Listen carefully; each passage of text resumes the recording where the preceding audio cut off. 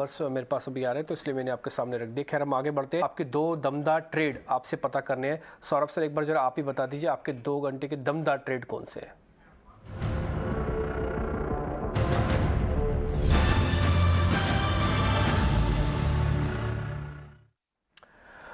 सौरभ जी बताइए, अगले 2 घंटे बचे हैं और आपके 2 दमदार ट्रेड से ही नैया पार होगी अब।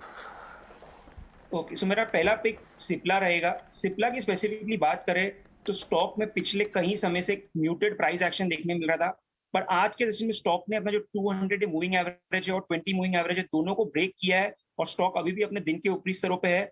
जिस तरीके से स्टॉक में नीचे के लेवल्स पे अच्छी फ्रेश फुट राइटिंग हुई है, ये इंडिकेट कर रहा है कि स्टॉक में एक शॉर्ट टर्म बॉटम बन गया है और ऑन द अपसाइड जिस तरीके से स्टॉक डेली चार्ट पे ओवरसोल्ड है, एक fresh momentum on the upside देखने मिल सकता है। तो मेरा मानना है रिस्क टू रिवॉर्ड पर्सपेक्टिव से सिप्ला में एक अच्छी लॉन्ग साइड पे ट्रेड मिल सकती है। तो करंट लेवल्स पे सिप्ला में बाइंग की सलाह रहेगी। एक 965 का स्टॉप लॉस मेंटेन करके लॉन्ग पोजीशन बनाई जा सकती है। ऑन द अपसाइड मेरा मानना है 1000 तक के लेवल्स नियर टर्म में देखने मिल सकते हैं। मेरा दूसरा पिक रहेगा हीरो मोटोकॉर्प। हीरो मोटोकॉर्प की स्पेसिफिकली बात करें तो हमने देखा कि ये स्टॉक ऑटो सेक्टर से सबसे पिटा हुआ शेयर था। स्टॉक पे हाई लेवल्स पे सेलिंग प्रेशर देखने मिल रहा था, बट जिस तरीके से स्टॉक ने लोअर लेवल्स पे एक बेस बनाया है, आज के दिन में स्टॉक अपना 200 मूविंग एवरेज क्रॉस करने की अटेम्प्ट कर रहा है। तो मेरा मानना है जिस तरीके से स्टॉक में प्राइस पैटर्न देखने मिल रहा है इन द नियर टर्म, इस स्टॉक में भी एक short term momentum on the upside देखने की उम्मीद है। तो करंट लेवल्स पे हीरो मोटोकॉर्प में भी बाइंग की सलाह रहेगी। एक 2560 का स्टॉप लॉस मेंटेन करके पोजीशन बनाई जा सकती है। ऑन द अपसाइड मेरा मानना है 2650 फर्स्ट टारगेट और उसके ऊपर 2700 तक के लेवल्स भी स्टॉक में देखने मिल सकते हैं। ठीक है, हीरो मोटोकॉर्प इस पे आप ज़रूर ध्यान रखिएगा। ये शेयर तो वैसे भी आज बजिंग है।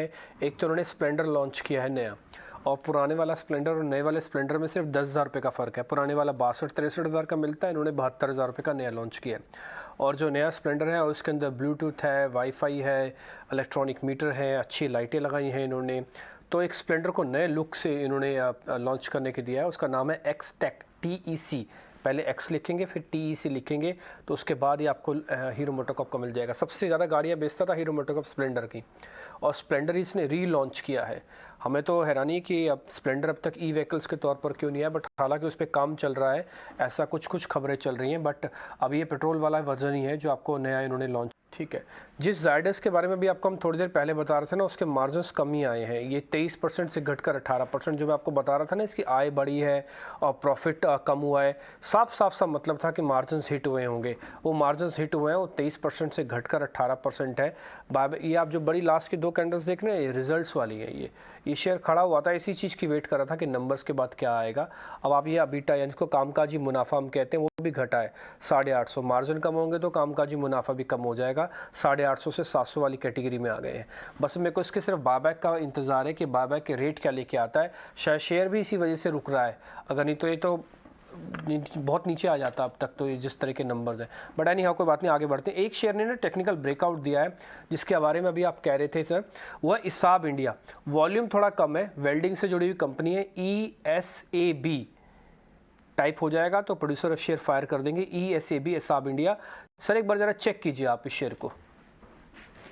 इसाब इंडिया की बात करें तो स्टॉक का प्राइस स्ट्रक्चर काफी पॉजिटिव है। आज के सेशन में स्टॉक ने न्यू 50 वीक हाइट किया है, जो एक पॉजिटिव संकेत है।